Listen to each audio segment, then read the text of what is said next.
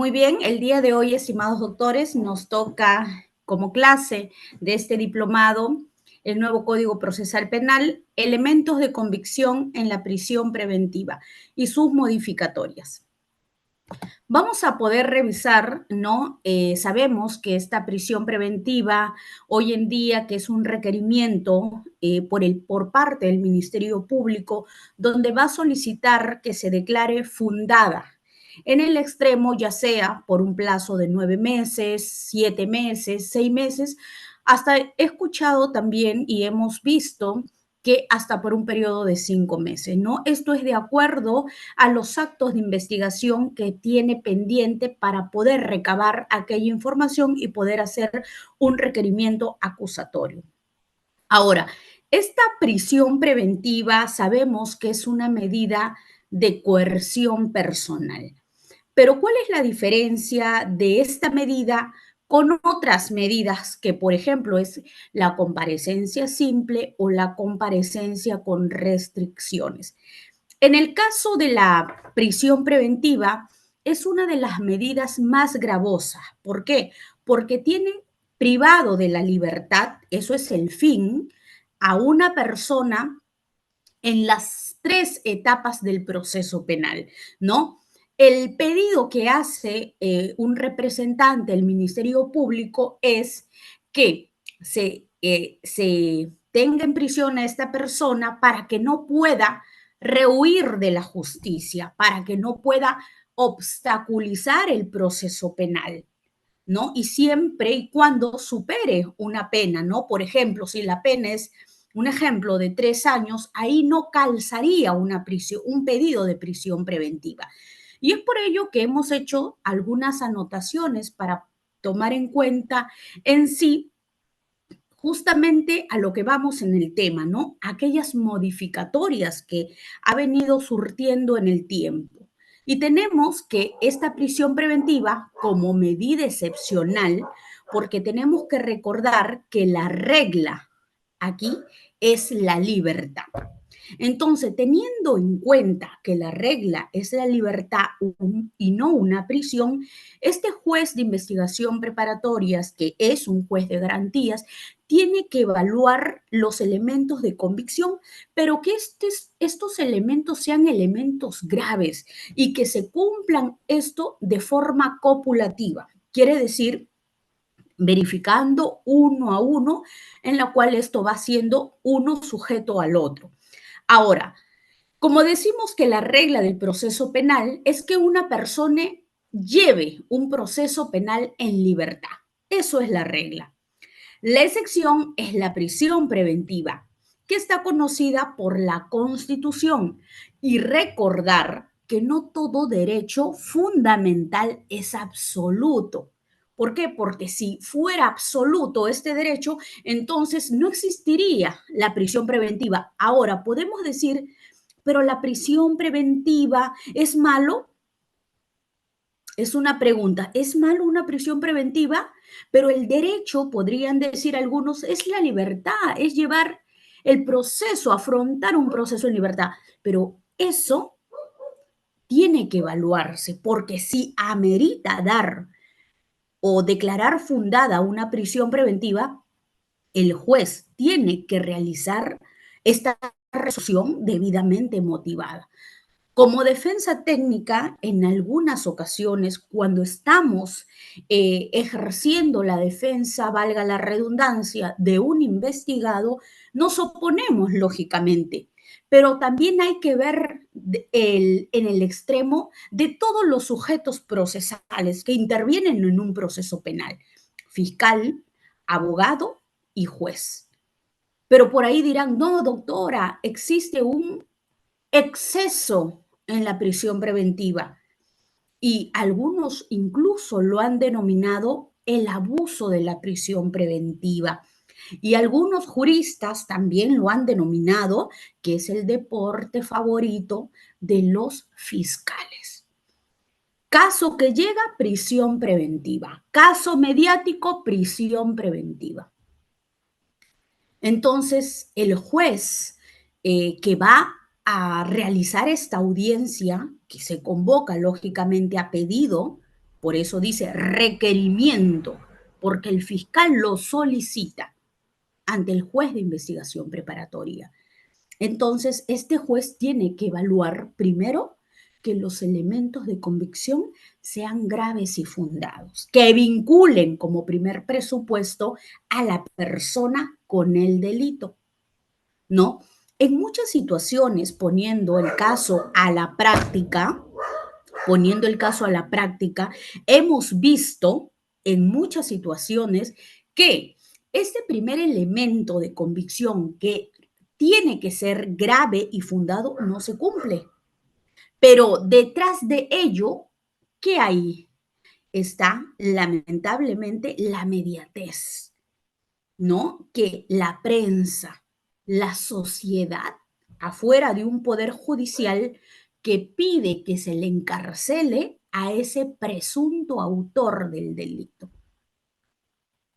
Y lamentablemente el juez que se encuentra escuchando ambas partes ya tiene una posición adelantada, ya tiene una posición parcializada y no se fija realmente, vendados los ojos sin mirar a quién, cuáles son los elementos o si estos elementos son graves y fundados realmente. Porque en esa instancia no se puede discutir que no es un elemento de convicción. Por supuesto que es un elemento de convicción, pero lo que se tiene que ver es de que sea grave y fundado. Y vamos a poner un caso de robo agravado, por ejemplo.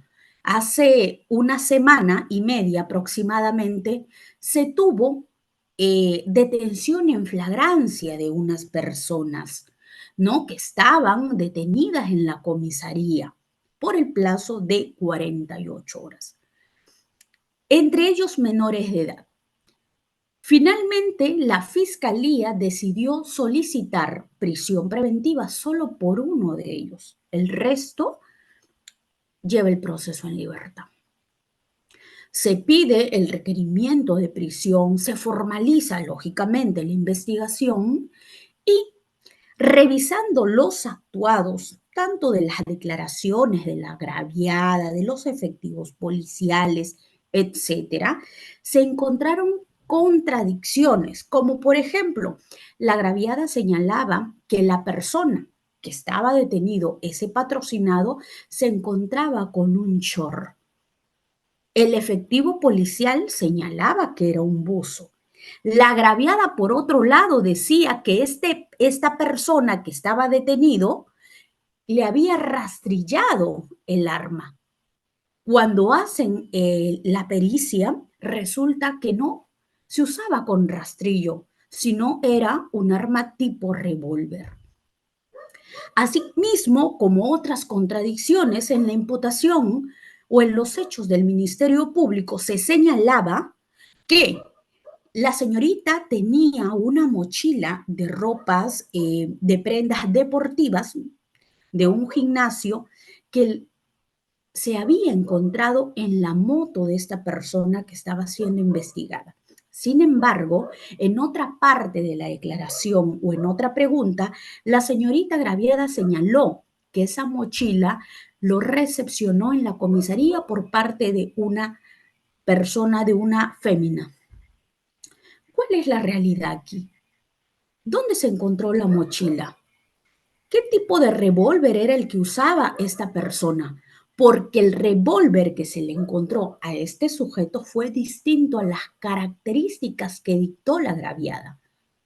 ¿Podría existir allí graves elementos de convicción? La defensa consideró que no. Y desde un punto objetivo, como juez que tiene que revisar minuciosamente elemento por elemento de convicción, también tendría el mismo parecer, que esto no es un elemento grave y fundado. ¿Se encontró a la persona esa mochila que tenía la agraviada? No. La agraviada señaló que se le habían entregado en la comisaría una señorita. ¿Qué se le encontró entonces a esta persona? Sí, un arma, pero no con las características. La teoría del caso de la defensa técnica, que lógicamente se sabe que ahí recién se está construyendo. Sin embargo, hay que precisar que para que se declare fundada una prisión preventiva, como elemento grave no podría ser. ¿Que es un elemento de convicción? Por supuesto que sí, es un elemento de convicción, pero no resulta grave ni fundado. ¿Y por qué? Por aquellas contradicciones que se encuentran en aquellos recaudos que se realizó a nivel policial. Yo recuerdo que en ese caso la agraviada incluso se había conectado para dar sus últimas palabras y dijo, bueno, él quiso, mira, como estuvo presente en toda la audiencia de prisión preventiva, quiso incluso en su intervención, porque se le dio la última palabra, querer acomodar o ajustar algunas deficiencias que ella había escuchado por parte de la defensa técnica. Y una de ellas era la forma de vestimenta, porque ella decía que el señor investigado era el que le había apuntado con el arma. Los indicaba directamente, dio las características de la prenda totalmente distintas a lo que el señor se encontraba. Y cuando da su última palabra, señaló, bueno, yo vi que era un short, pero era un short largo, entonces no era short, era pantalón, entre otras situaciones. Y la pregunta es, ¿qué resolvió el juez? Más allá de ver los otros presupuestos, de los arraigo familiar, laboral, domiciliario, ¿qué resolvió en conclusión este juez? Resolvió fundada la prisión preventiva. Ahora, acá hay un detalle. ¿Cuál es este detalle que se pudo observar en esta audiencia de prisión? Supuestamente se decía que había una cámara de videovigilante, de videovigilancia, teniendo la oportunidad de realizarlo como primer acto de investigación. Existe una cámara de videovigilancia. Distinto es que no haya y que se esté buscando. A la vista había. ¿Qué pasa? Se da prisión preventiva a esta persona y al día siguiente salen las cámaras de videovigilantes por todas las redes sociales. Y la persona que le había apuñalado a esta persona, a esta señorita agraviada, no era esa persona que estaba detenida. Entonces, el juez debió declarar infundada por el simple hecho que se advirtió contradicciones de esa magnitud. No era una contradicción mínima, sino una contradicción evidente, donde se notaba a todas luces que este requerimiento estaba realizado de forma apresurada por parte del Ministerio Público. Y esto es lamentable porque restringe de la libertad a una persona sin cumplir este primer presupuesto, que es uno de los más fundamentales. Ahora, por allí dirán los moralistas, porque la sociedad está para prejuzgar antes de, no, que el abogado defiende delincuentes, por eso la criminalidad sigue avanzando en el Perú, porque hay abogados que defienden ese tipo de personas. En una prisión preventiva se debe prejuzgar, se debe ya determinar si esta persona es responsable o no. Podría ser que salga absuelto por aquellas contradicciones. Si nos trasladamos a un futuro juicio oral, la agraviada va a señalar esto, el policía va a señalar el otro. Los hechos del Ministerio Público dice que la mochila estaba en la moto, ahí se encontró, la agraviada señaló que la mochila le dieron en la comisaría, mientras que la fiscalía promete prácticamente al juez que va a haber una condena, la defensa lo dice así de manera clara que posiblemente existiría una absolución en ese caso. Ahora, debemos ver los otros presupuestos de la prisión, arraigos tanto familiar, laboral y domiciliario. Se dice ya por los distintos pronunciamientos de la Corte Suprema que no se debe de ver si tiene o no un domicilio fijo, porque cualquier persona podría tener un domicilio. Y nos ponen incluso de ejemplo aquellas personas, ¿no? Como los que son, que se encuentran en la calle, que se han acostumbrado en los parques, ya tienen un domicilio, dice ahí, el señor fulano tantos años vive en el parque, ahí duerme en una banca, ahí es, hasta ellos le ponen de ejemplo para decir domicilio no es tener un domicilio fijo, sino aquí lo que se tiene que evaluar es este peligro de obstaculización, de qué te arraiga en un país, en un determinado lugar. ¿Qué te arraiga? ¿Tu domicilio? ¿Tu familia? ¿Lo laboral? En cuanto a familia, puedes tener 20 hijos, ¿ah? Pero tienes que demostrar que tú o que tus hijos dependen de tu persona, que tú eres cabeza de hogar, que si tú no estás, pobre de tus hijos, ¿qué comerían? ¿Cómo estudiarían? ¿Cómo se desarrollarían? Eso se debería probar, se dice, en una audiencia de prisión preventiva. Se tendría que ver esos aspectos. No solamente tener hijos, no solamente tener domicilio ni arraigo laboral, sino que te enraiza en realidad en un determinado lugar para que tú no te puedas fugar. Y algunas personas quieren algo trágico, ¿no?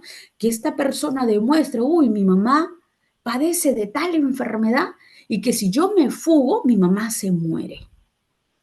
Mi papá sufre de esta enfermedad que semanalmente tenemos que aplicarle tal inyección y si no estoy yo, mi papá se muere. Y si el hijo está delicado de salud, y es por eso que algunas personas se van al penal, porque esa gravedad en el asunto no la encuentran. Yo recuerdo que aquí en la corte de Cañete se vio hace muchos años por un delito de violación sexual en una fiesta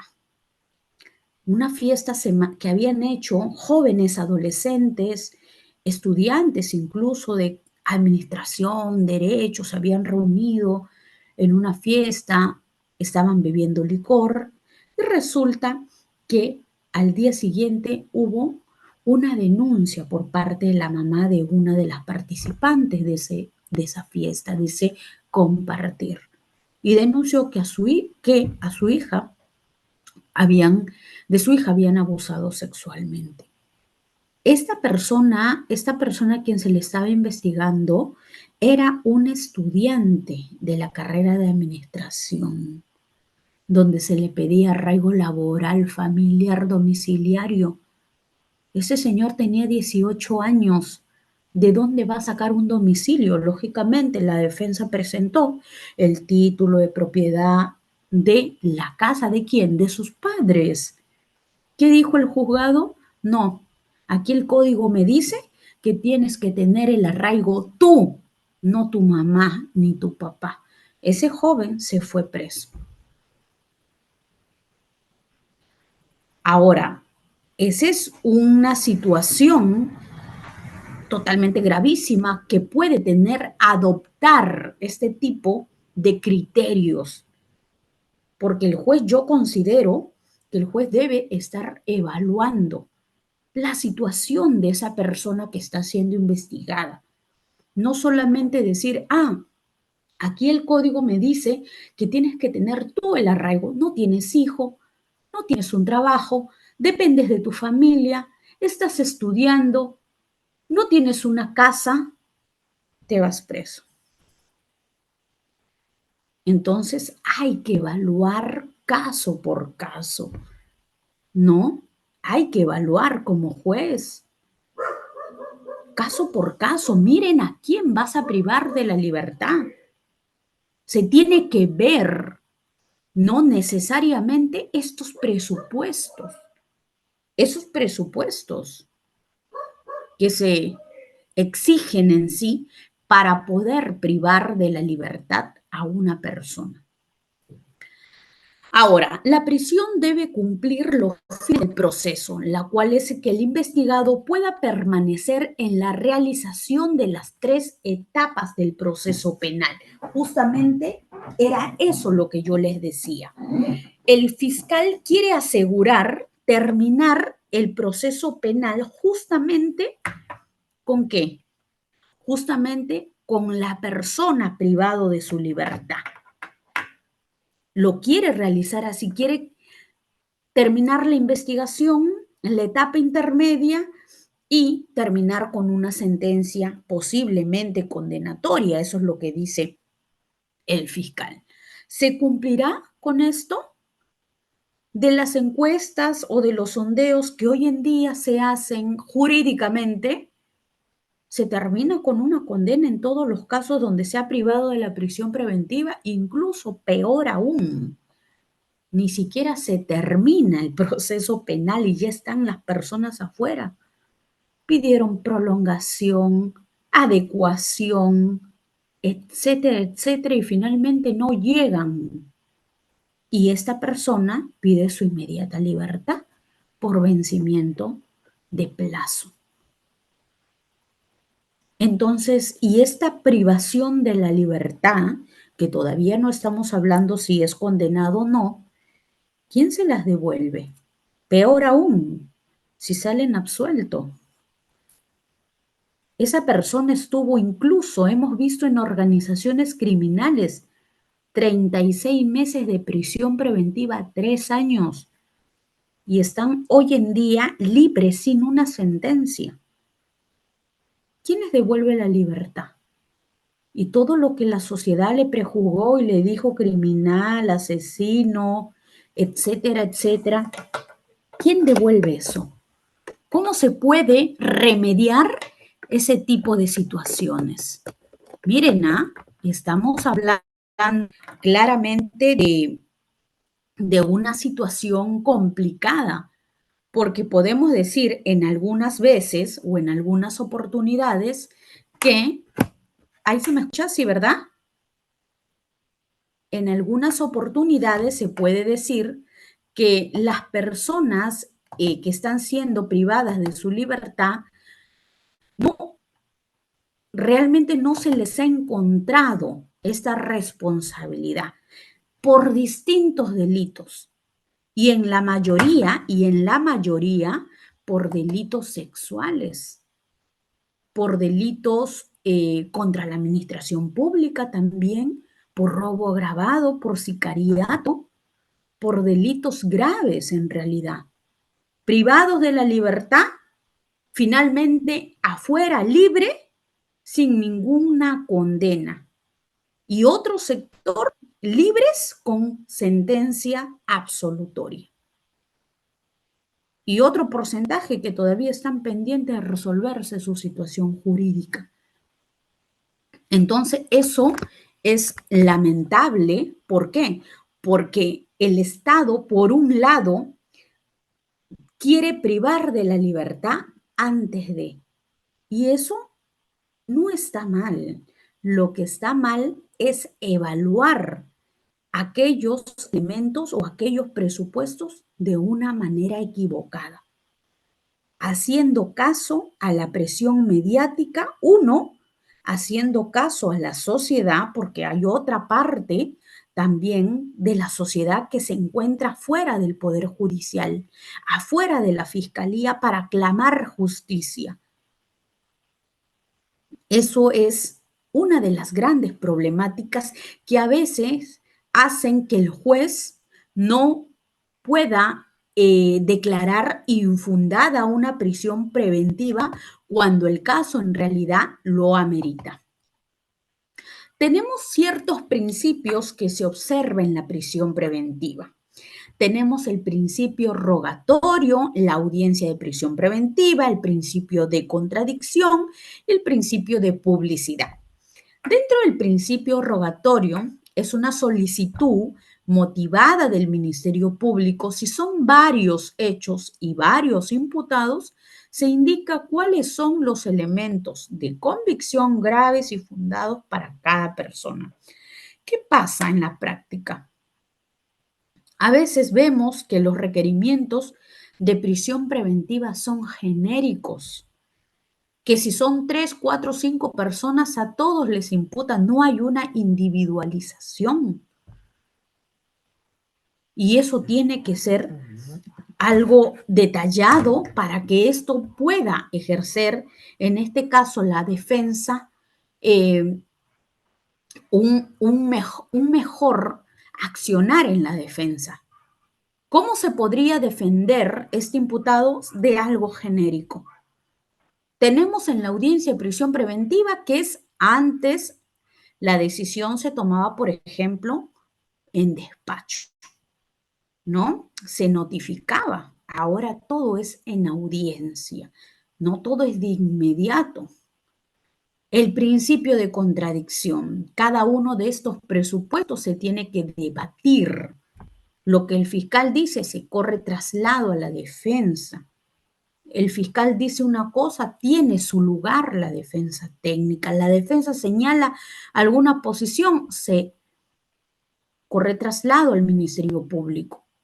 Eso es el principio de contradicción y sobre eso el juez tiene que resolver. El juez debe resolver. Hemos visto resoluciones donde ni siquiera lo postuló el Ministerio Público y el juez lo resolvió todo, fundada la prisión, con argumentos que nunca dijo el Ministerio Público, que lo dijo de él. Entonces, eso es realizar una correcta audiencia de prisión preventiva. ¿Cuál es el sentido? Si el juez no resuelve conforme las partes han expuesto, entonces que no exista audiencia, que solo esté su requerimiento del fiscal, que solo esté sus arraigos de la persona investigada y el juez que resuelva. ¿Qué necesidad de escuchar a las partes si finalmente el juez va a resolver con argumentos de él? Nunca escuchó eso por parte del Ministerio Público. Y así hay hoy en día resoluciones. Resoluciones que declaran fundada la prisión preventiva con argumentos que jamás el fiscal lo planteó. Nunca. Incluso yo he tenido audiencias de prisión preventiva cuando el fiscal jamás ha dicho tal situación y el mismo juez lo trata de buscar la solución y dar una contestación a lo que la defensa ha postulado en toda su intervención. Nunca lo dijo el Ministerio Público, pero el juez sí. El juez ahí ya lo tiene la respuesta. ¿Eso es ser un juez imparcial? Claro que no. Evidentemente ya existe una parcialización. Se nota, es evidente. ¿Por qué? Porque si tú quieres declarar fundada una prisión preventiva, realízalo conforme al debate. No saques extractos o párrafos o argumentos que nunca las partes señalaron. Nunca he visto una resolución que declara fundada o infundada una prisión preventiva con argumentos que nunca dijo la defensa. Siempre. Pero cuando se va a declarar fundada una prisión, sí. Ahí sí lo utilizan. También tenemos, por otro lado, los principios que hoy se observan, ¿no? En la prisión preventiva. ¿Cuáles son estos principios? El principio también de igualdad, en este caso, el principio de igualdad de armas, así como el principio rogatorio, la audiencia de prisión preventiva, el principio de contradicción, el principio de publicidad, tenemos el principio de igualdad de armas, la debida motivación, Y esto, pues, en este principio de igualdad de arma, no solo consiste en que la notificación de este requerimiento de prisión preventiva se traslade a la defensa, sino también de tener el tiempo necesario para estudiar y preparar la defensa y adjuntar aquellos arraigos. Yo estaba en una audiencia hace un mes de prisión preventiva, 20 días aproximadamente, donde se notificó una hora antes la, el requerimiento de prisión preventiva. Cuando me entrevisté con el investigado en la carceleta, fui a preguntarle si le habían notificado, porque sí o sí tienen que notificar a esta persona en la carceleta. Y resulta que señaló que no le habían entregado todavía ninguna notificación con el requerimiento. Se presentó un escrito ante la Corte solicitando se difiera la hora por un tema de preparación para tener no solamente el requerimiento como tal, sino para tener el tiempo suficiente para encontrar o buscar los arraigos de esa persona que está detenido y también para estudiar elemento por elemento de convicción. ¿Cuáles son los hechos? ¿Cuáles son los anexos del requerimiento de prisión preventiva? Declaración del efectivo policial, declaración del agraviado, declaración, etcétera. Actas, inspecciones en algunos casos, reconocimiento en rueda, etcétera. Se tiene que revisar para poder decir o poder no ejercer la defensa en esos momentos que se nos corre el traslado. Eso tenemos que tener en cuenta. No solamente es adjuntar arraigos, sino estudiar adecuadamente elemento por elemento de convicción. También tenemos la debida motivación. Y justamente es donde aquí viene la parte del juzgador, de la resolución judicial de la prisión preventiva, que debe ser cualificada, porque se va a vulnerar un derecho fundamental si es que se declara fundada. Tiene que ser correctamente con una buena valoración en los elementos, en los presupuestos y que estos sean de forma copulativa. Tenemos en el título preliminar del nuevo Código Procesal Penal el artículo 5 que nos habla de la legalidad de las medidas limitativas de derecho. Y nos señala que estas medidas que limitan derechos fundamentales, salvo las excepciones previstas en la Constitución, solo podrán dictarse por la autoridad judicial en el modo forma con las garantías previstas por la ley. Se impondrán mediante resolución motivada a instancia de la parte procesal legitimada. La orden judicial debe sustentarse en suficientes elementos de convicción en atención a la naturaleza y finalidad de la medida y al derecho fundamental objeto de limitación, así como respetar el principio de proporcionalidad. Interesante también lo que nos señala este principio de proporcionalidad, que debe cumplirse también. Y en el artículo 7 sobre la vigencia e interpretación de la ley procesal penal, señala en su inciso 3 que la ley que coacte la libertad o el ejercicio de los derechos procesales de las personas, así como las que limite un poder conferido a las partes o establezca sanciones procesales, será interpretada restrictivamente. Y esta interpretación debe ser extensiva y la analogía quedan prohibidas mientras no favorezcan la libertad del imputado en el ejercicio de sus derechos.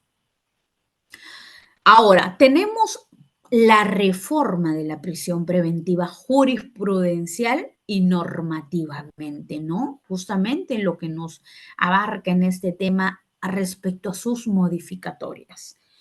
Primero se discutió sobre que si era requisito para solicitar prisión preventiva que el investigado estuviera detenido. ¿ya? A lo que la Corte Suprema ya lo señaló en la Casación 1-2007, Guaura, indicó que no era requisito para solicitar la prisión que el investigado esté detenido y que solo se requiera que se formalice la investigación preparatoria. Miren, y esto lo resolvió en la Casación 1-2007, porque existían ciertas problemáticas respecto a ello. Dos, efectivamente la norma procesal penal señala en su artículo 338, inciso 4, lo siguiente.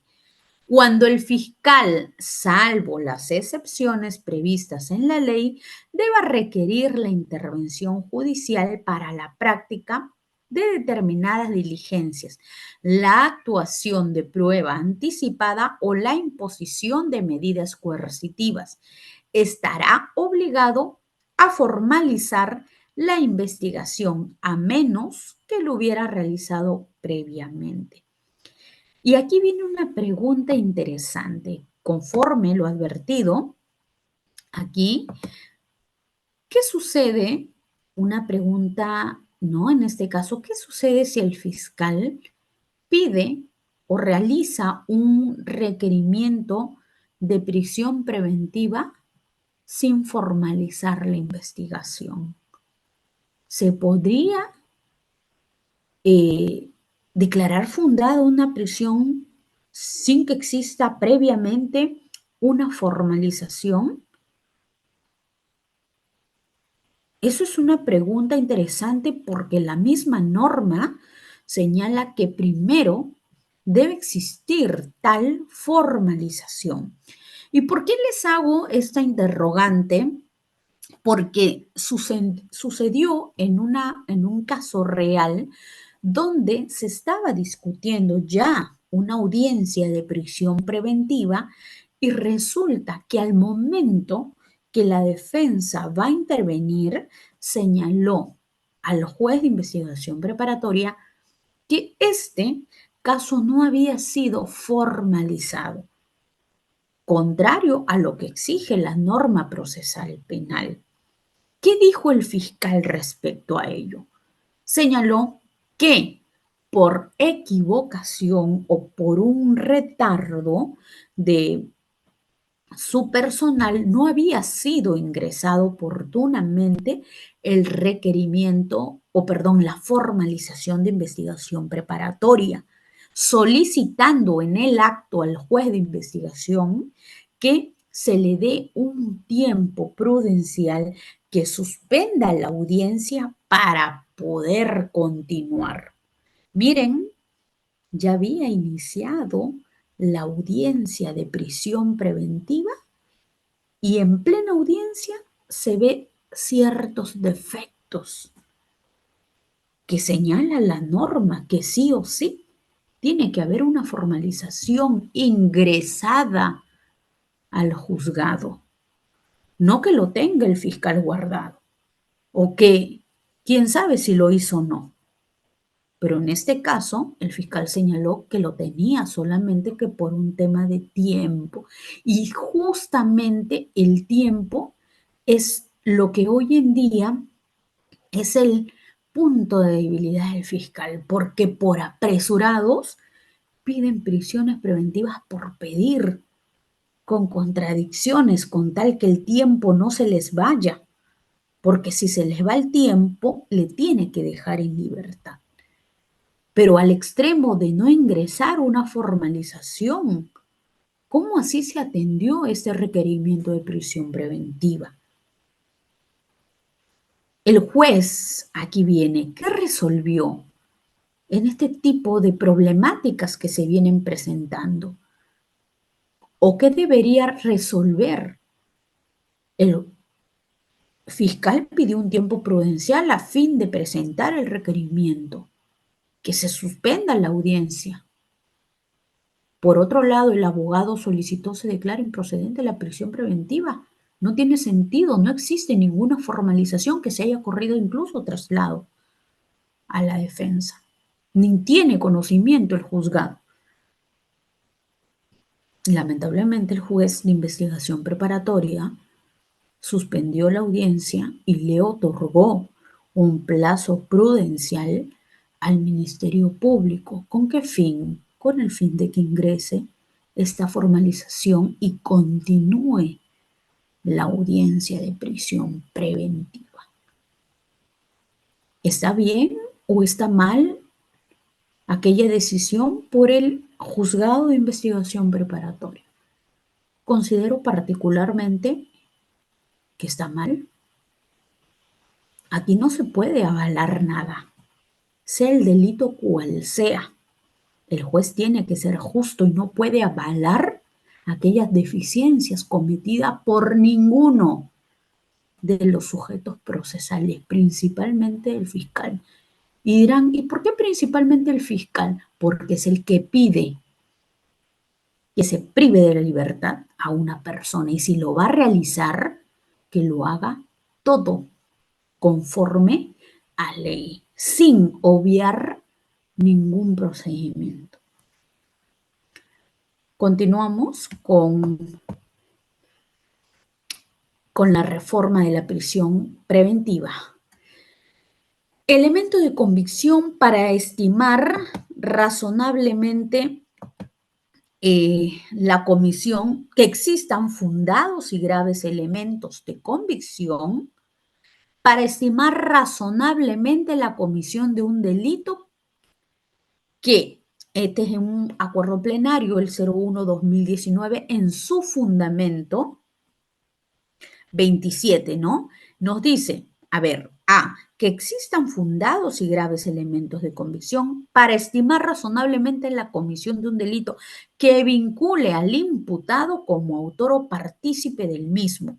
¿Qué quiere decir este primer presupuesto? ¿Qué quiere decir?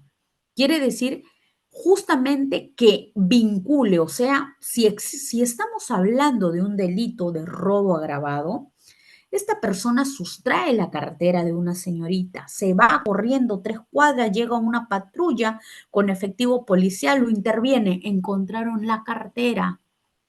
¿Lo vincula o no le vincula al delito? Lo vincula. Que existan fundados y graves elementos de convicción para estimar razonablemente la comisión de un delito que vincule al investigado, al imputado como autor o partícipe. En el caso anterior que yo le señalaba, no se le encontró la mochila, no se le encontró el celular de la agraviada que se le habían robado. A esta persona no se le vinculó con nada, solo se le encontró, sí, un arma totalmente distinto al que era las características dictadas por la agraviada. ¿Ya? Entonces, aquí lo que nos exige este primer presupuesto es claro, ¿ah? Graves y fundados que vincule, que se le encuentre algo con el delito a esa persona.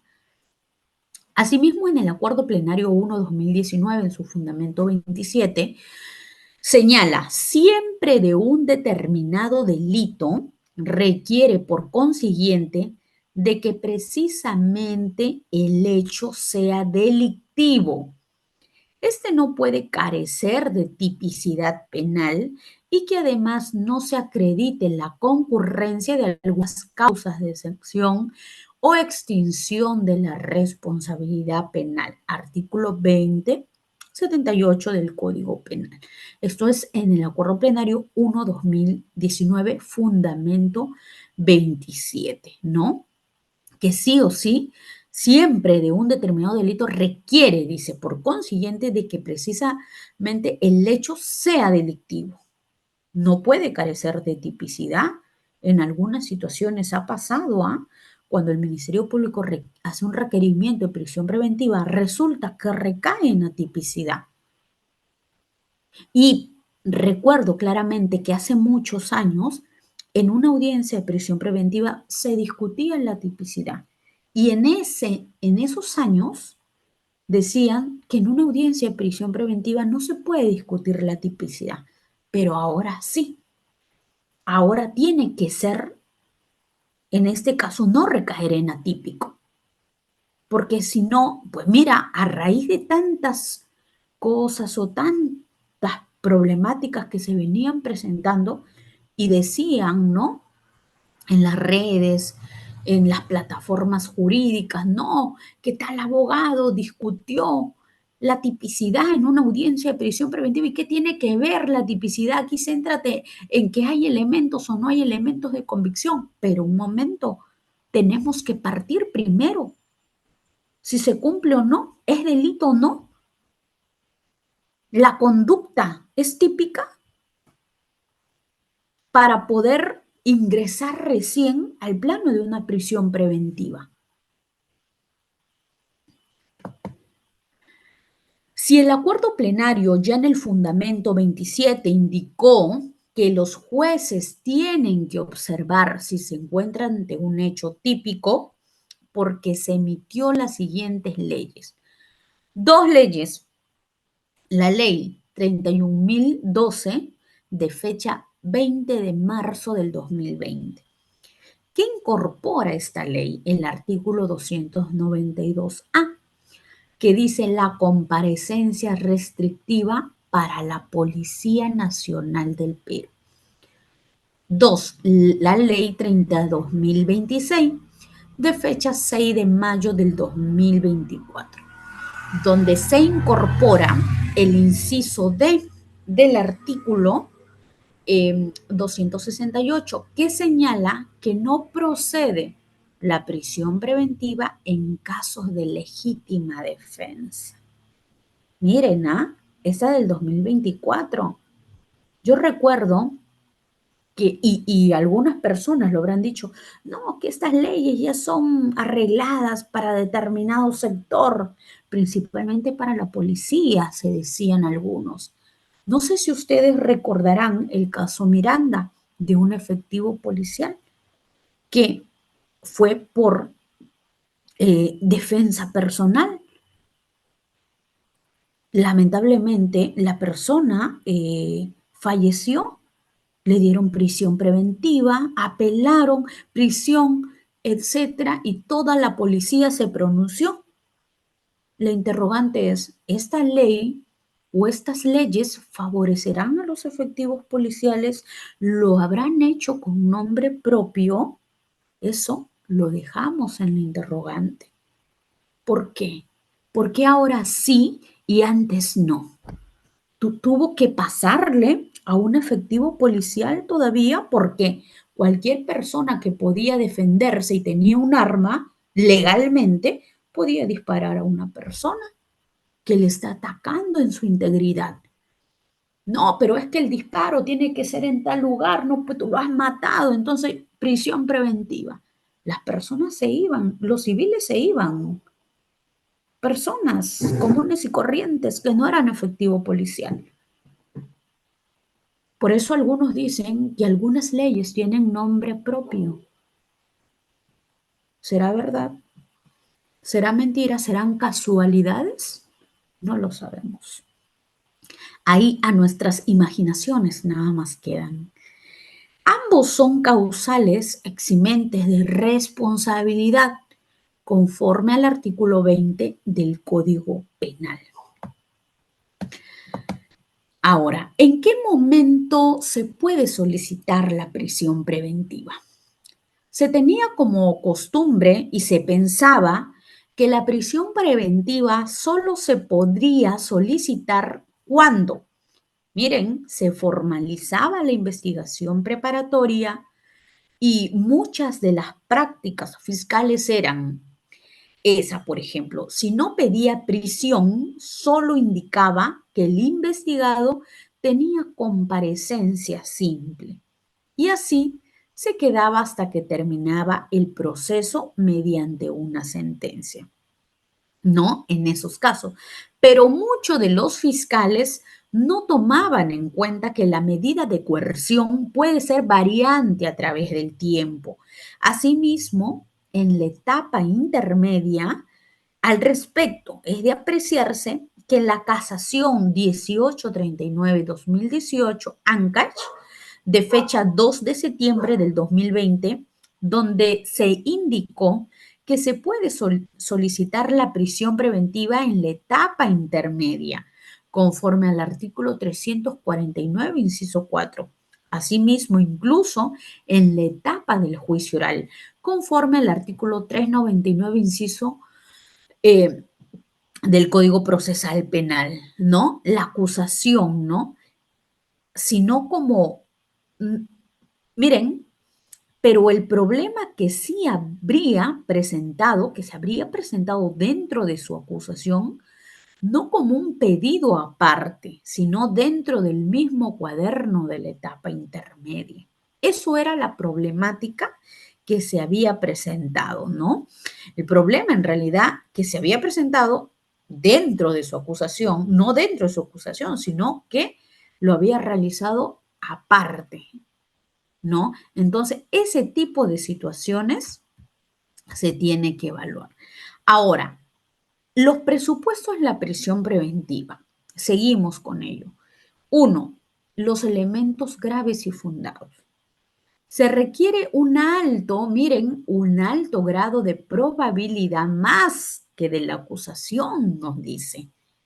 Un alto grado, o sea, más, incluso más que el de un requerimiento acusatorio, a lo que se ha cuestionado a algunos autores por conceder un plazo para una investigación. Dos, sobre la pena, conforme el decreto legislativo 1585, que debe ser mayor de 5 años, ¿no? Antes, ¿cuánto era? Mayor de 4 años.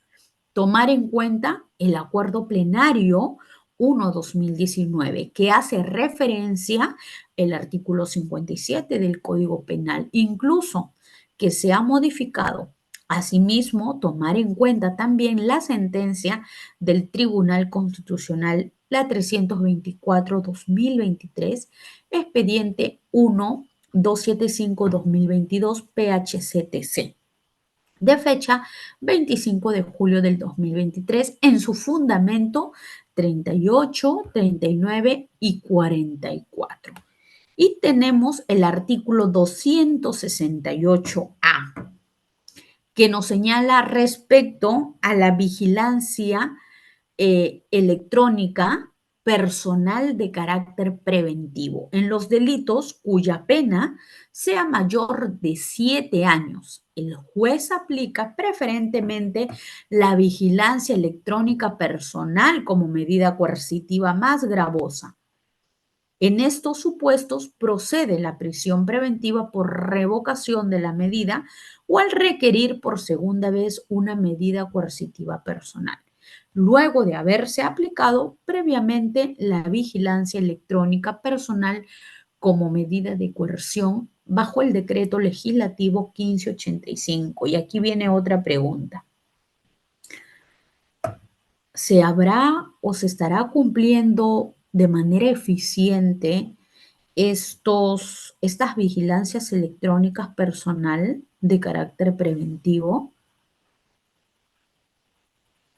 Había por allí algunos pronunciamientos en forma negativo, algunos cuestionamientos porque no se aplicaban como debía ser, etcétera.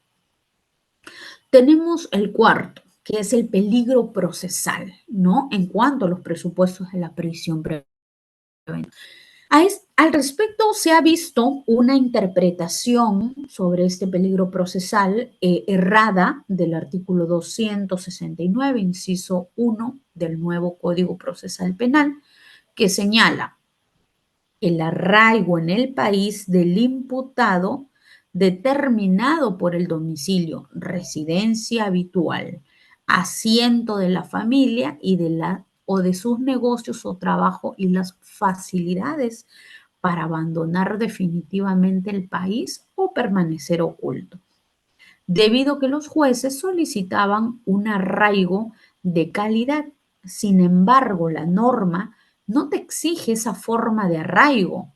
Al respecto, se cabe hacer distinciones subjetivas sobre el arraigo pésimo, malo, regular, bueno o excelente. La cuestión normativa requiere que haya arraigo o no. justamente eso era lo que le venía señalando, ¿no? ¿Qué tipo de arraigo, qué te enraiza en realidad en un determinado lugar para que no te puedas fugar? Es más, cuando vemos en este tipo de discusiones de requerimientos de prisión preventiva o de este presupuesto en sí, se ha escuchado por parte de los abogados que señalan, ¿no? Que no se necesita en sí esta exigencia. Hay que evaluarse caso por caso. No todos los pedidos son para personas que tienen familia. Hay personas incluso de 40, 45 años que son solteros o solteras y no necesariamente tienen una familia, llámese propia, formado, sino que tiene todavía a su papá, sus hermanos, su mamá. Sin embargo, es duramente cuestionado, pero finalmente no se valora por parte de la judicatura, porque se tiene que ver, dice, qué tipo de arraigo es.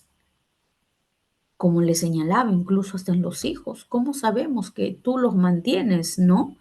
¿Cómo sabemos? Oye, pero acá hay una declaración jurada de la mamá. No, pero eso es lo que dice ella, pero está su declaración. Ahora, fiscalía, si tú no crees o quieres poner en duda de ello, no sé, porque bajo el principio ahí se le está creyendo de buena fe y todo, y tienes un conocimiento de que no es así, a las pruebas nos remitimos, porque se tiene que señalar con algo objetivo.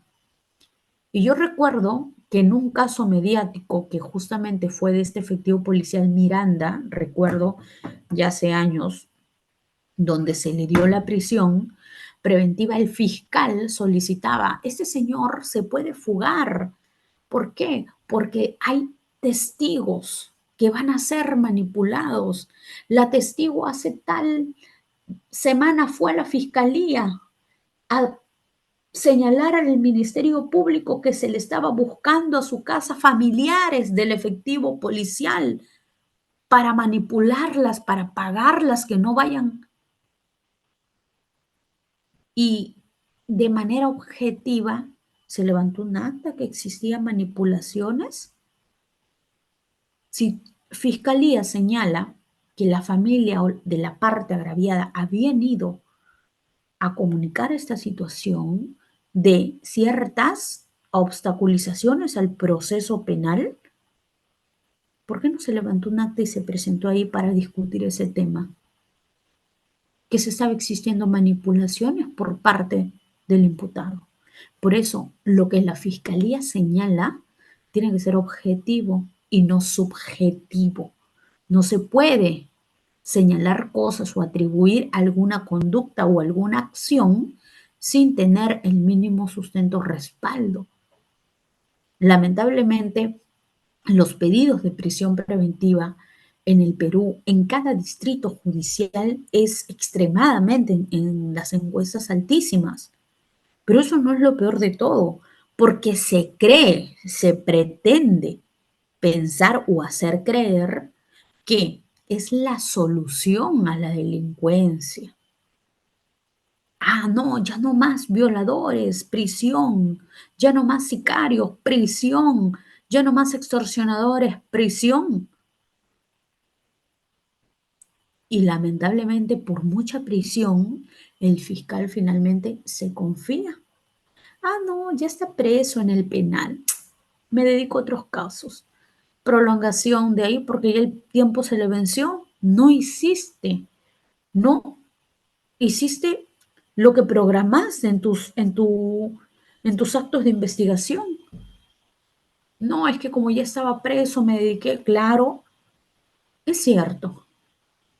Finalmente salen en libertad las personas, no se hizo una adecuada investigación, no se cumplió con ese objetivo, con las expectativas que tenía el Ministerio Público. Se solicita por solicitar. Yo recuerdo que en este caso que les puse en ejemplo, el primer momento, la fiscal que dijo, la fiscal señaló claramente, señor juez, si bien es cierto, se encuentran diversas contradicciones por parte de la defensa técnica del chor, que no era chor, que era pantalón, o que era un chor largo, que no era revólver, sino pistola, que era la mochila no se encontró en la moto, sino le dieron a la chica. Pero señor magistrado, por eso vamos a nosotros también a hacer una ampliación de declaración para poder llegar a ajustar aquellos vacíos o dudas que existan. ¿Así? ¿Y dónde está? ¿En qué parte? ¿En qué parte está de los actos de investigación a realizar? ¿Eso está ahí? No.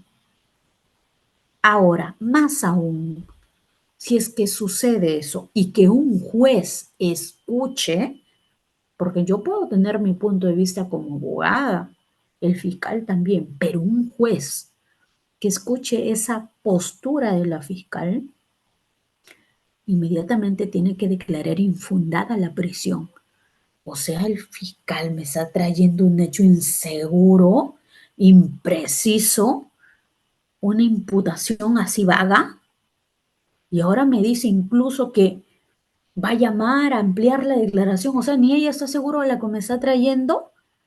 Y más aún, cuando hay ampliación de declaración, recaen en contradicciones aún más. ¿Por qué? Porque inicial dijo A y ahora quiere ajustarlo, la gravedad y decir B. Ah, y cuando vaya a un juicio oral, ¿por qué inicialmente, señorita, usted declaró de esta forma? Porque se le va a hacer el recordatorio de memoria y en juicio podrá querer pretender declarar muy bonito, pero a través de las técnicas de litigación oral, del interrogatorio y contrainterrogatorio, que es a peritos testigos agraviadas, se va a evidenciar contradicciones. Lógicamente, si el abogado sabe no realizar esta técnica del refrescamiento de memoria y al evidenciarse este tipo de contradicciones que tratas de subsanar, eso es duda, duda razonable y la duda favorece al reo.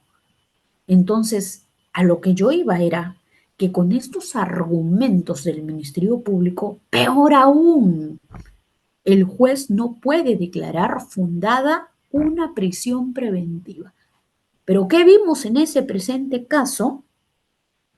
Que salió en todas el- la televisión, las redes sociales, etcétera, todas las plataformas en redes, fundada la prisión preventiva. Sí, deficiente, con estos hechos, con estos elementos de convicción que para nada eran graves ni fundados. No dejan de ser unos simples elementos de convicción, que no se discute ese, pero en la gravedad sí. No puede ser grave, ya recae ya genera hasta duda desde ahí, contradicciones. La gravedad ha querido sindicar forzosamente a una persona. Y por ahí dirán, ¿y qué hacía con el arma? Eso es otro tema. Aquí estamos hablando directamente de que esta persona le había apuntado con un arma directamente a la agraviada y que esta persona se había llevado su mochila con su celular. Acta de intervención o registro personal, no se encontró absolutamente nada. La agraviada dijo, rastrilló el revólver 3 veces y me apuntó. El arma que se le encontró no tenía rastrillo.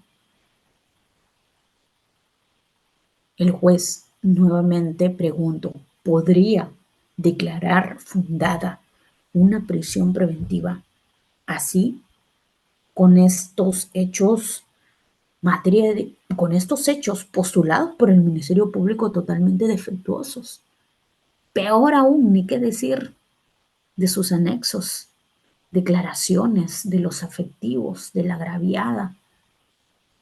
precisiones por aquí, precisiones por abajo, finalmente recaían en algo evidentemente, algo de manera notorio, que era algo forzado. Pero así hay causas, no solamente en un distrito judicial, sino en muchos. Por eso se dice que la regla es la libertad.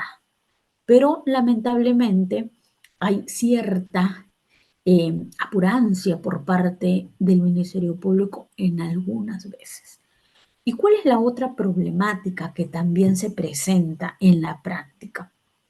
Nuevamente yo culpo indirectamente no solo la presión mediática que cumplen su trabajo ellos de informar y también malinformar, porque no hacen una investigación adecuada, seguían solamente de un titular, seguían solamente de un delito y ya tratan de acribillar a esta persona que está siendo investigada. Y voy a poner un claro ejemplo, así, indignante a la vez, que sucedió aquí en la provincia de Cañete hace unos un mes aproximadamente, que fue, creo, noticia nacional, donde se estaba cuestionando a un fiscal, miren, por haber dado libertad a una persona en la comisaría de Cañete, ¿no? En la de Pincre. Se había dado libertad supuestamente por el delito de violación sexual. Se dio las características, la agraviada los indicó, cómo es posible que se le haya dado libertad. La policía, entre los dos estaban así, ambas instituciones. Esa persona estuvo, como le dieron la libertad, ¿no? Después de las 48 horas le dan la libertad, sale y no, la prensa, las redes sociales, todo, que fiscalía se ha coludido, tal, hubo pronunciamientos, etcétera. Resulta que a las 2 semanas y media aproximadamente, la familia del señor sale a hablar porque seguían en esta, habían hecho un pasacalle de huelga las personas con la foto, las pancartas de este señor, ¿no? Que como indicaban, daban su manifestación a los medios de comunicación, cómo se había suscitado estos hechos. Resulta que cuando la familia de la parte investigada sale a hablar, en noticieros también, van con imágenes, con videos. Ese día de que supuestamente eh, había sucedido los hechos, esa persona no se encontraba allí, se encontraba en otro lugar, distinto a la provincia de Cañete. Salieron los videos, salió incluso las fotos que revelaban estas cámaras de videovigilancia de quién era el presunto autor de este hecho.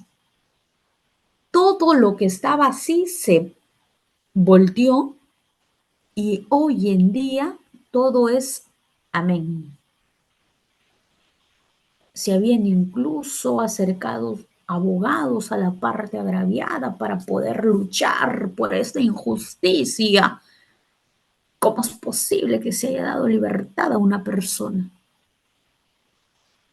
La familia de la parte investigada se movieron, consiguieron dónde estaba esa hora esa persona y no se encontraba en Cañete. Han traído los videos, algo totalmente evidente. Y querían darle una prisión preventiva a una persona, pero lo peor, exigían esta prisión porque se le había dado libertad, exigía la sociedad, exigía la familia esta privación de la libertad preventiva y después, cuando salían las imágenes, ¿cómo iba a quedar ese tipo de situación? Que de manera errónea una persona más habría sido víctima. Es que nosotros nos conmovemos con estos actos en realidad porque esperamos que no le suceda a nadie este tipo de delitos, pero no se puede responsabilizar a una persona de algo que no se está segura que es. Para eso existe la investigación.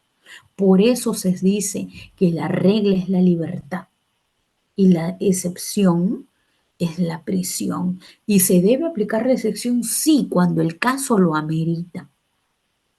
Tampoco digo, ¿no?, que todas las prisiones preventivas deben declararse infundadas. No, hay prisiones que merecen declararse fundadas, pero evaluando bien cada elemento de convicción si recae en grave y fundado. Si de verdad no existen estos arraigos por parte del investigado. Noticia nacional. Y hoy en día que salieron esas imágenes, se acabó todo. Se acabó absolutamente todo. Habían hecho sus protestas afuera de la comisaría, la fiscalía, etcétera. Por poco de repente hasta el fiscal lo votaban, hasta los policías. ¿Cuándo puede entender la sociedad de que no se trata de buscar algún culpable forzosamente? Se tiene que investigar y si hay estos elementos en la cual se dirigen a que sí, efectivamente es un presunto autor, debe solicitarse. Hoy en día realizan es, no, aquí tiene que haber justicia. Ah, y como yo necesito justicia, que cualquier persona pague la consecuencia. Eso no es justicia. Eso no es justicia. Entonces, algunos por ahí decían, algunos colegas, yo creo que para que calme la sociedad, tendría que vivir, ponerse en los zapatos. Solamente ahí una persona puede parar de prejuzgar, porque para prejuzgar mínimo tienes que tener acceso a la carpeta fiscal y no podernos guiar por lo que escuchamos o por lo que vemos en las redes. Ah, mira, violador, mira, asesino, mira, extorsionador. Solamente nos basamos en los titulares, pero quién sabe el trasfondo de los actuados que hay, qué declaraciones. Ahora, con el caso que yo le comentaba, que le dieron prisión a esta persona de donde se advirtió varias contradicciones. Salió el día siguiente que le dieron prisión las cámaras por las redes sociales y no era la persona que le apuntó a la señorita. Ahora va a haber como diligencia recién una visualización de cámara de videovigilancia en la fiscalía. Y ahí dirán, no, pero doctora pide el cese, y dirán algunos, claro, el abogado va a pedir el cese, lógicamente, cuando se visualice esa acta, ese video. Pero, ¿habrá sido justo que se haya dado la prisión preventiva? ¿Habrá sido justo? Eso es lo que, más allá de las posturas tanto de fiscalía como de la defensa técnica, porque sabemos que por sí el Ministerio Público tiene una tesis incriminatoria, sí, tiene su respaldo. Cuestionable, sí, por las deficiencias que hoy en día se advierten. La defensa técnica también tiene una postura. Cuestionada también puede ser, hasta incluso por el Ministerio Público. Dirá, no, la doctora o el doctor no ha sustentado adecuadamente su postura en cuanto a la oposición de los elementos de convicción. pero el juez, yo siempre digo, todos nos podemos equivocar, todos, fiscal, abogado, pero en este tipo de situaciones de privar antes de, hay que ser muy rigurosos como magistrados. Los magistrados están para ver con rigurosidad, evaluar de una manera que realmente queden convencidos que sí, pero si ya evidenció que hay ciertas contradicciones, no le queda otra que declarar infundada la prisión preventiva, que lamentablemente se sigue convirtiendo en uno de los deportes favoritos por parte del Ministerio Público. Eso yo recuerdo de algunas palabras de Duberly Rodríguez, ¿no? Que cuestionaba mucho la prisión preventiva, entre otros, ¿no? Es por ello que incluso habló eh, Gonzalo del Río Labarte, ¿no? Sobre la prisión preventiva también, un autor muy conocido que también habla de la etapa intermedia. Pero tomando en cuenta este tipo de ejemplos que hoy en día se aprecian en la realidad, porque no solamente lo tenemos en acuerdos plenarios, en casaciones, etcétera, sino que lo seguimos viendo y las problemáticas siguen subsistiendo, a pesar de ya tener pronunciamientos fijados por la Corte Suprema. Se siguen evidenciando problemáticas.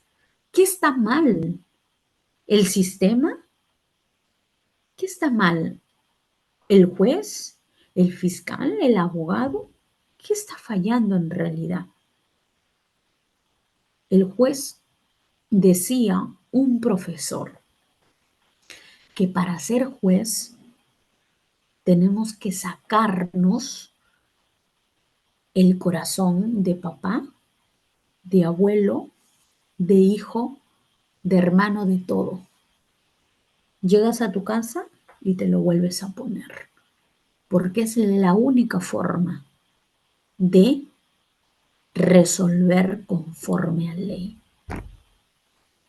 Y algunos dirán, doctora, con razón, había una jueza que hubo un caso de actos contra el pudor. Y es verdad, y esto es algo real, lo que les voy a señalar. Lamentablemente un gran porcentaje de magistradas, no digo todos porque hay muy buenas doctoras, resuelven con el corazón. Incluso en las resoluciones son notorias y evidentes cómo tratan de poner todos los léxicos habidos y por haber en contra del investigado. Un colega me llamaba y me decía, doctora, tengo un juicio oral, son 3 magistradas. Y las 3 magistradas, quiero interrogar a la perito, no me deja, la otra dice esto. Ya están totalmente parcializadas. ¿Por qué? Porque no asumen su rol como debe ser. Siempre tienen, ay, maldito perverso. Sí, ¿cómo le habrás hecho a la niña? Tienen esa idea. Y un juez no puede resolver de esa manera, con ese sentimiento, con ese resentimiento. No lo podría hacer. No haría justicia así. La persona que es juez tiene que ser una persona que no tiene sentimientos en ese momento para poder resolver. Y algunos dirán, miren, hace poco en una reunión familiar justo conversábamos y una señora que entiende de esto porque tiene hijos abogados, pero ella confiela a sus creencias, lógicamente, y a veces no podemos.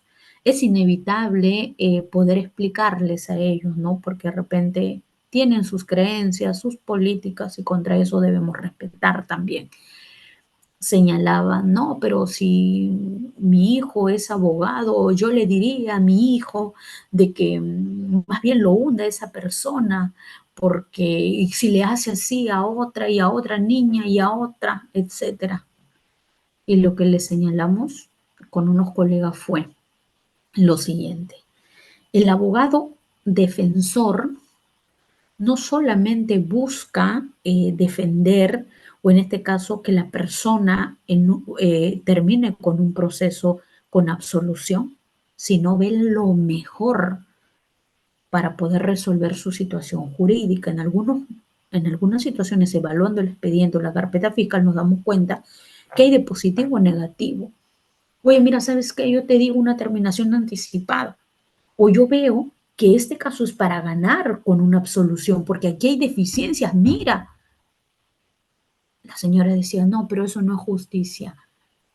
Nosotros no hacemos justicia. El que hace justicia es el juez. Nosotros somos abogados y defendemos de acuerdo a lo que nos permita, ¿no? Las reglas de Código Procesal Penal conforme a la Constitución. A eso nos regimos nosotros para poder defender a una persona, que toda persona tiene derecho a tener un abogado de libre elección.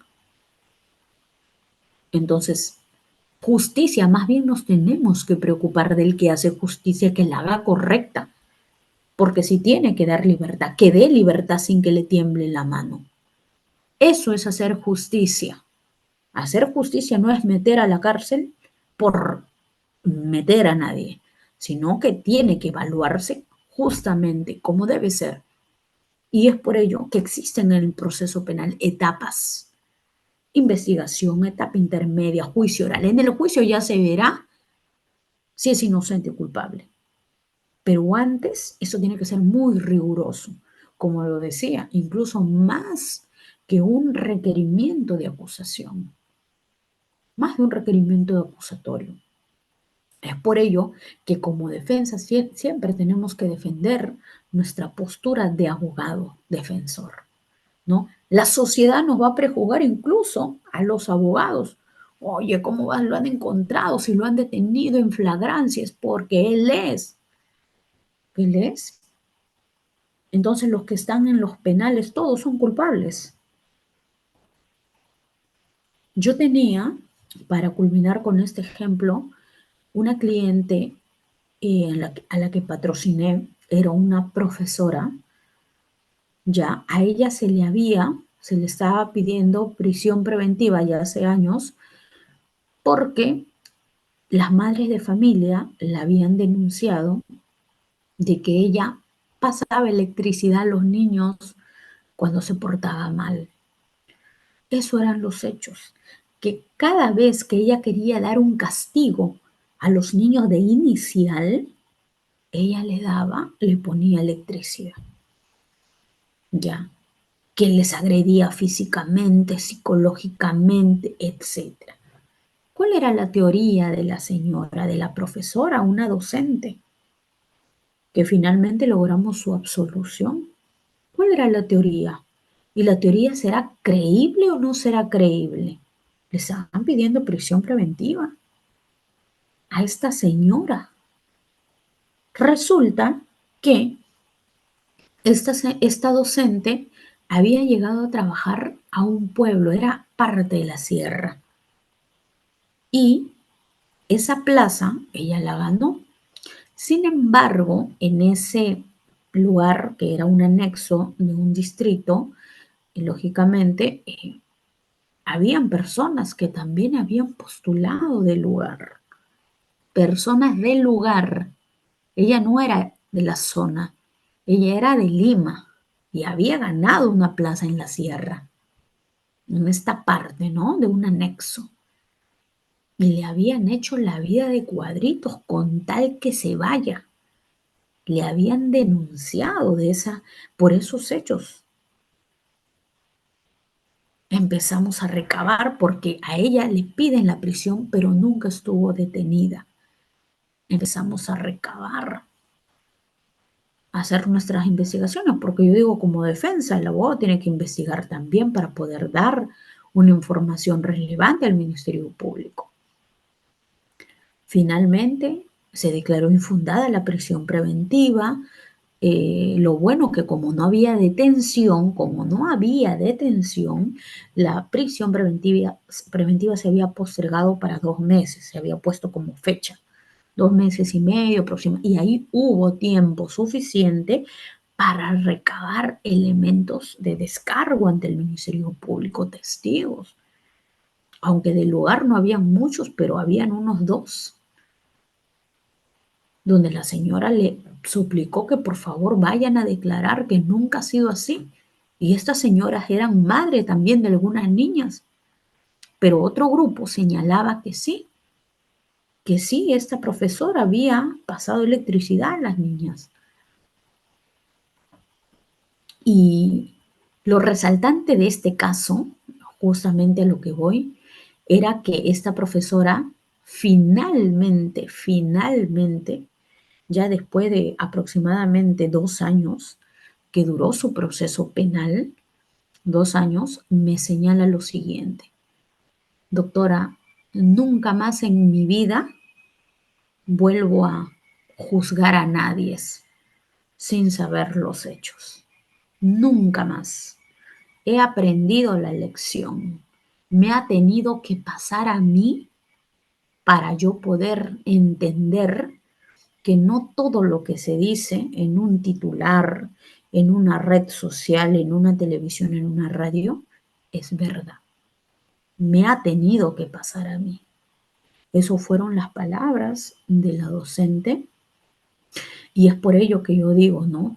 Las personas que están detrás de lo mediático de la prensa, sería muy bonito que hagan una correcta investigación de cada caso para poder recién transmitirlo, ¿no? Porque ahora se escudan todos los medios de comunicaciones con la palabra presunto, el presunto, y creen que con solo decir presunto ya ahí terminó todo. Pero este presunto resulta que sigue escarbando. ¿Por qué? Porque enseñan videos, hacen incluso cortometrajes. He visto, hoy en día están aplicando el cortometraje en Lima. Se da libertad a una persona X y ya hay un canal en Lima que lo difunde, no recuerdo, y hace el cortometraje. Fiscalía lo dejó a Les y hacen una escena tipo con actores de cómo fue esos hechos de asesinato, de violación, etcétera. Entonces, esa palabra de presunto autor está solamente entre paréntesis, porque finalmente que lo estás invocando su nombre, el presunto autor, sigues dando toda la connotación del delito.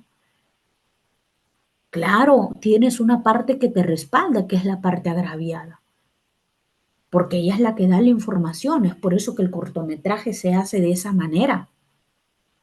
Se recapitula supuestamente la escena, ¿no? Se hace tal cual. Si fue en un hotel, van a un hotel y hacen tal cual.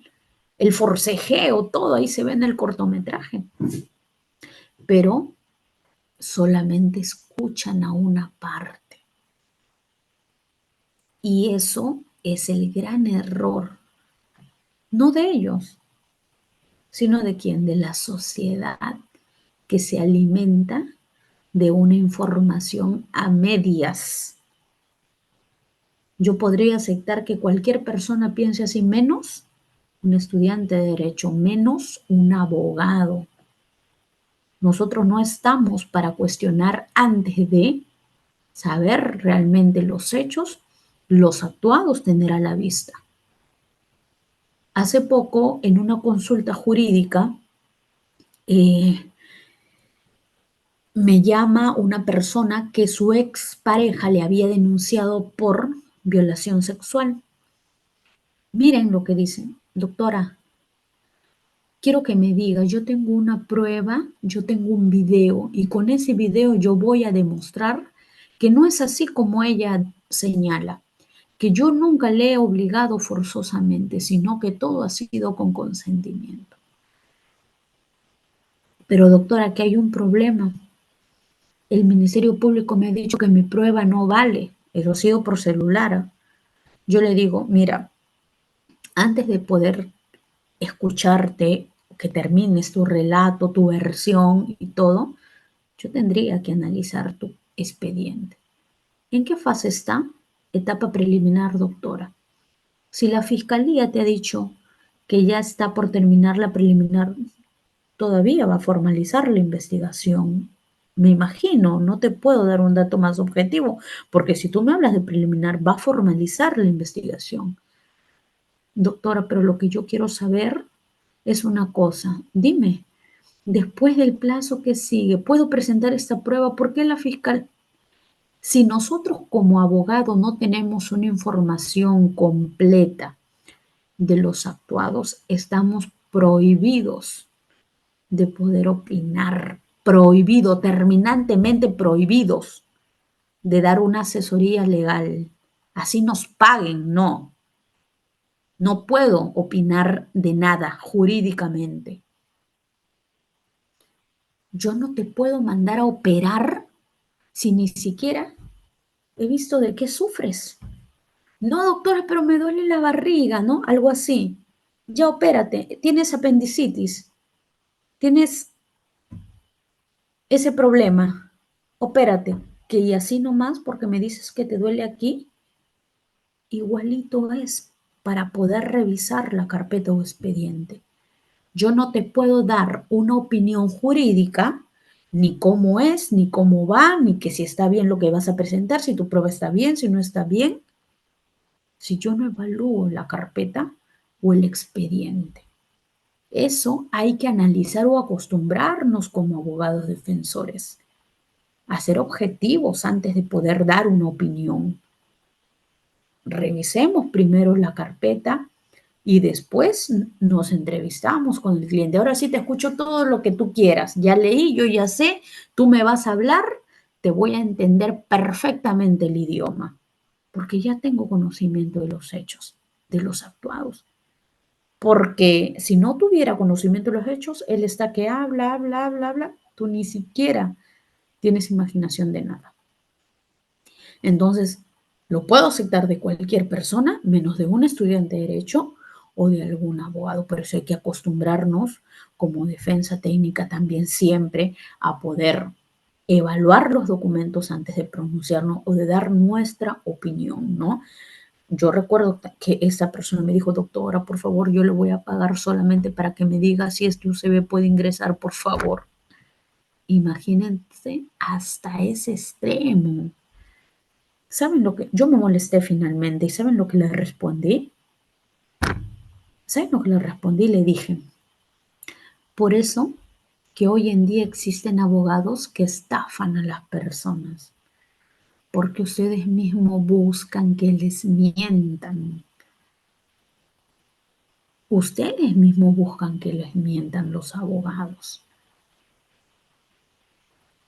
El abogado que te va a dar una consulta, una respuesta a tu duda, tiene que evaluar tu expediente, tu carpeta fiscal. Si no evalúa, no le creas absolutamente nada. Es uno más del montón que te quiere mentir para sacar algún provecho. Y al menos aprovechados hay un montón. Y depende de la persona que elija ese tipo de personas para que lo defiendan. Nosotros tenemos una postura muy fiel a nuestras convicciones y consideramos que estamos tajantemente, terminantemente prohibidos si es que no revisamos los actuados. Y sobre todo, más aún, para prisión preventiva, que requisito de aquel abogado defensor es que mínimamente tengas un tiempo prudencial para poder revisarlo. La fiscalía en una audiencia un día me dijo a mí, doctora, esto no es un caso complejo, esto no es un caso de 8, 5, 6 imputados. Estamos hablando de un imputado, doctor, le dijo el juez. La defensa técnica está pidiendo que se difiera la hora. Suficiente una hora, hace una hora le han dado el requerimiento de prisión suficiente para que estudie. ¿Y los arraigos? No, pero doctora, ya se sabía que estaba detenido. y no estudio el requerimiento como debe ser, o sea, porque el caso no es complejo, yo debo estudiar incompleto. Yo tengo que atacar elemento de convicción por elemento de convicción. Tengo que revisar todos los anexos que acompañan ese requerimiento de prisión preventiva. No me podría atrever a ir a una audiencia sin mínimo no haber tenido un tiempo prudencial para revisar y para darle esa oportunidad a la familia que busquen esos arraigos que son indispensables para esta audiencia de prisión preventiva. Entonces, no nos quedemos conformes como abogados con lo que señala la judicatura.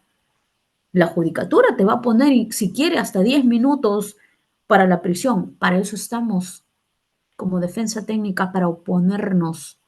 Yo le pedí por escrito, solicito se difiera la hora.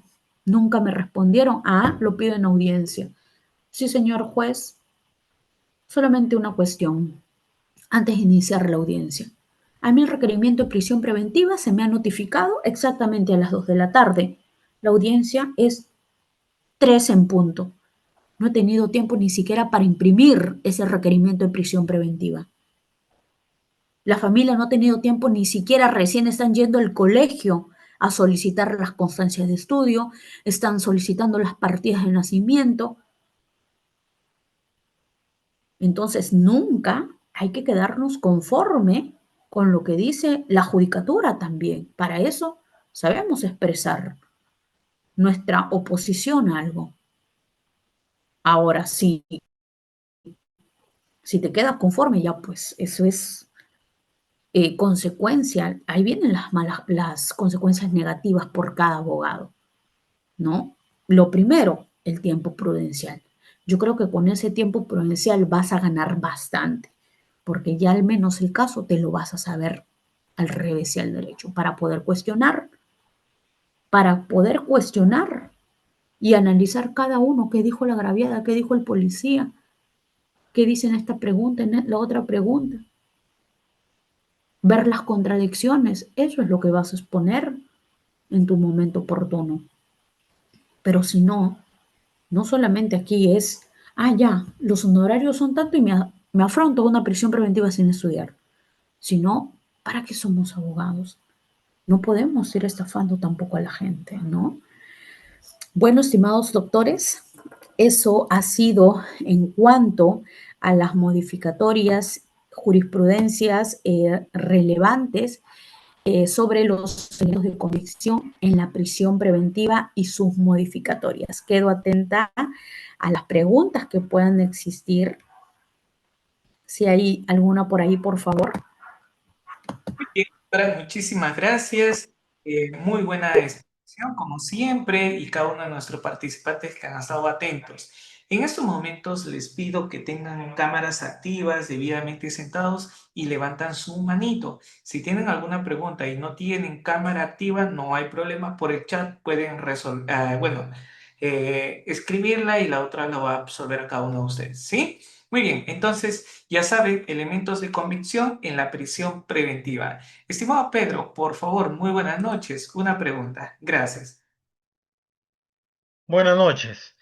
Buenas noches, doctora. Buenas noches, doctor Reader. Excelente posición. Mi pregunta respecto a los elementos de convicción va más allá, ya que hace poco he tenido en toda mi experiencia un segundo caso respecto a flagrancia delictiva, pero en personas inimputables. Y esto me llamó mucho la atención, ya que yo resido en la región Lambayeque, ya que en este caso fue una persona inimputable, más aún con problemas psiquiátricos. Sin embargo, la fiscal, ¿no?, imputó incoación de proceso para medidas de internamiento, que es en este tipo de casos. Pero ¿a dónde lo relaciono con este tema? Muy importante. Que esta incoación la forjó tal cual una prisión preventiva de una persona imputable. Tal cual, solamente le cambió el título de prisión preventiva por medidas de internamiento. Y como usted lo ha dicho, doctora, lamentablemente, pues a veces uno es cuando se dejan engañar las partes, ¿no? Y ya uno toma el caso cuando está muy avanzado.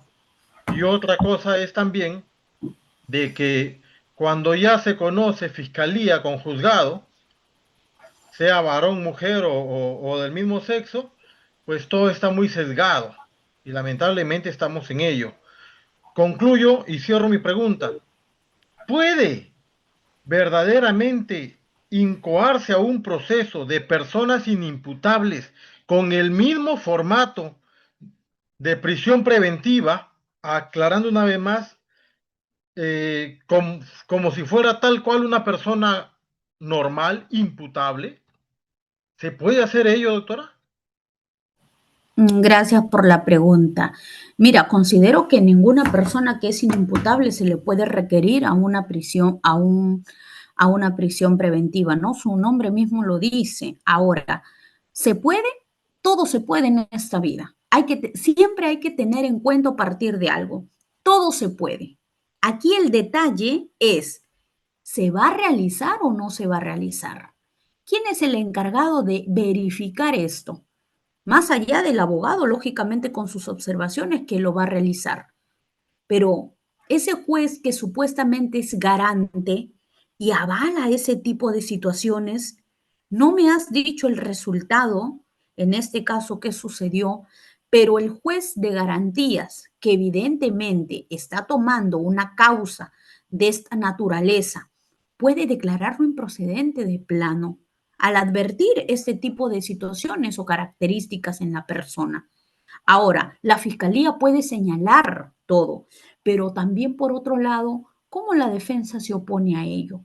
No solamente de manera subjetiva, sino objetiva. ¿Cómo se toma en conocimiento que esta persona de verdad tiene ciertos problemas? Ahora, cuando la causa uno como defensa técnica, evidentemente en muchos de los casos ya se toma con posterioridad, ya avanzado, etcétera, hay soluciones a la presente causa, ¿no? Yo no sé si en este caso se declaró fundada, no lo sé. Si se apeló, no se apeló, pero lo cierto es que a veces también cuando el juez no evidencia ese tipo o se pone prácticamente la venda en los ojos forzosamente, también ya como abogados hay que accionar en contra de ellos. ¿Por qué? Porque no podemos permitir que hasta ese tipo de extremos se tenga que llegar. Y me has hecho acordar a un caso que una vez tuve estuvo una colega en esta causa hace muchos años donde la fiscalía acusa a una persona con este tipo de problemas, acusa, llega a juicio y finalmente el abogado, las audiencias ahí eran presenciales. El abogado llega con el cliente y en plena audiencia esta persona empezó a hacer ejercicio en delante del juez, de los jueces, en delante del tribunal. Empezó a hacer piruetas, etcétera. Y los jueces, oiga, ¿qué tiene su patrocinado? Le dijo al doctor. Doctor, un paréntesis. Yo vengo diciéndole meses tras meses al Ministerio Público que mi patrocinado tiene este tipo de problema y el Ministerio Público a la fecha no ha realizado algún acto que pueda demostrarse objetivamente. Yo le he presentado algunos documentos, pero para el Ministerio Público esto resulta insuficiencia. ¿Y qué hizo el Ministerio Público? Ya, si no creías a la defensa, no creías en su familia, que esta persona tenía este tipo de problema, ¿qué hiciste como fiscal? ¿Qué hizo el juez en este caso? Ordenó, en este caso, una evaluación psiquiátrica para que se pueda determinar si a esta persona se le podía seguir un proceso o no. Y finalmente se determinó que tenía este tipo de problema por el especialista. Pero ¿por qué llegar hasta ese extremo? Si podemos rescatarlo en una etapa preliminar, actuemos también como defensa. Y es cierto lo que dices. En muchas oportunidades agarramos el caso cuando ya está totalmente avanzado. A veces ya no se puede ni resucitar al muerto. En otras palabras, ¿qué toca? Hay que empezar a denunciar también a los fiscales y a los jueces, mi estimado. Gracias. Muy bien, muchas gracias, doctora. Doy pase a Jefferson. Ya saben, los que no se han matriculado, me escriben y ahí les envío los números de cuenta. Ahí está el número de celular. Jefferson, ¿cómo estás? Buenas noches. Una pregunta, por favor. Gracias. Muy buenas noches, doctor Reader, y muy buenas noches, doctora Clara Vicente. Bueno, agradecer una excelente ponencia como siempre. En cuanto a mi pregunta, va justamente si la mera imputación sobre pertenecer a una banda criminal o organización criminal basta para justificar el peligro procesal o de obstaculización y que se dé la prisión preventiva. No es suficiente porque los hechos materia de imputación van a ser siempre referidos a un determinado delito, a una determinada conducta.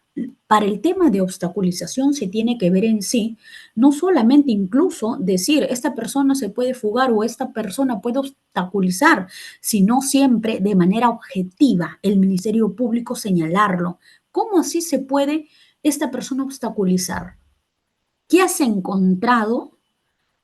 Algo objetivo, de repente de versión de la agraviada que ha declarado o de alguna testigo que ha señalado alguna manipulación, que están intentando acercarse, ofrecerle dinero de repente. Esta parte de la obstaculización, el proceso, justamente es de que se refiere a ello. ¿Cómo obstaculizas el proceso? Buscando la agraviada, buscando los testigos para que cambien su versión. ¿Por qué? Porque para eso, como fiscal, yo te necesito en el penal, que estés privado de tu libertad para que no me manipules nada. Pero que así por así, yo para decir que esta persona puede obstaculizar, aquí no importa el puede, sino cómo me dices eso, qué documento tienes, qué acta has levantado. En la declaración número 15 aquí, la agraviada señaló que lo estuvo buscando. Ah, ya, ahí te puedo creer. Pero el solamente decir que el hecho es de organización criminal, no, esos son los hechos narrados en cuanto al delito, a los hechos en materia de imputación, pero eso no tiene que ver nada en la obstaculización. La obstaculización netamente es para ver cómo de manera objetiva esta persona va a obstaculizar el proceso. Y referentemente se tiene a qué? A manipulaciones de testigos o de agraviadas, estimado. Muchas gracias. Muy bien, muchas gracias, doctora. A ver, ¿quién más? Ya saben, levantar su manito y activo su cámara. ¿Sí? Con cámara activa. No pueden estar con cámara apagada, si no, no doy pase. Encima, a ver, alguna pregunta que tengo en el chat. A ver, ¿dónde está? Listo, nos dice Maribel. Doctora, por favor, ¿cuál es el tiempo razonable para la defensa para ingresar a una audiencia de prisión preventiva? Muchas gracias. Gracias. Yo considero que mínimo una persona para poder estudiar un caso, 2 horas. Pero el problema no es eso, sino para recabar los elementos, en este caso, los arraigos. ¿En 2 horas será suficiente para que la señora me traiga, o el familiar, la esposa, el hermano, la mamá, me traiga las constancias de estudio, las partidas de nacimiento de sus hijos, una declaración jurada, de repente legalizada, de que el señor convive con la señora? ¿Se podrá en 2 horas? Eso es el cuestionamiento.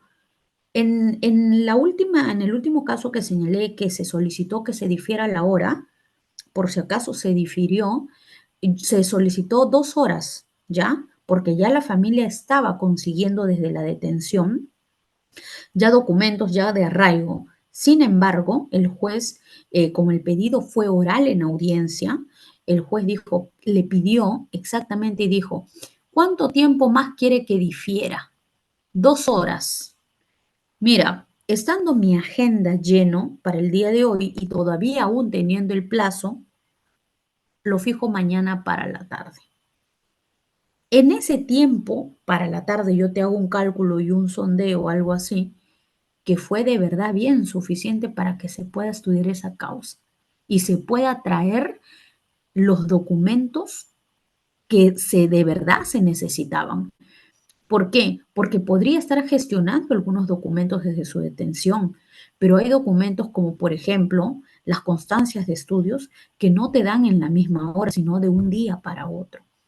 Y en algunos casos eso es imposible conseguir en una audiencia de requerimiento de prisión preventiva. Entonces, si me preguntas por hora para estudiar, el abogado podría estudiar 2 horas. Ya, bien estudiado el caso. Pero, aquí el detalle es si la familia va a poder conseguir rápidamente estos arraigos, tanto laboral, familiar como domiciliario. En algunos casos tienen que estar buscando este voucher de banco, si el trabajo del señor es un trabajo independiente, cómo sacan el cronograma del banco, tienen que ir al banco a pedir para que el juez vea que este señor tiene su trabajo, acá está su negocio, mire todo su crédito que el banco le da, cómo paga mensual, está al día. Ya, y para eso tienen que ir al banco, tienen que presentar un documento para que le den una copia de un cronograma, etcétera. Entonces, eso es tiempo, es tiempo. No se podría ver aquí por un tema de apurancia, ay, a lo loco, a la champa, uno presenta el requerimiento de prisión preventiva. Piensa solo en ti como fiscal y no piensa en el tercero, en la otra parte que se tiene que defender adecuadamente. Eso es. Gracias. Muchas gracias, doctora. Estimado Víctor, adelante, por favor. Una pregunta. Gracias. Gracias, muy buenas noches, doctora. Agradecerle por su exposición, estaba muy brillante.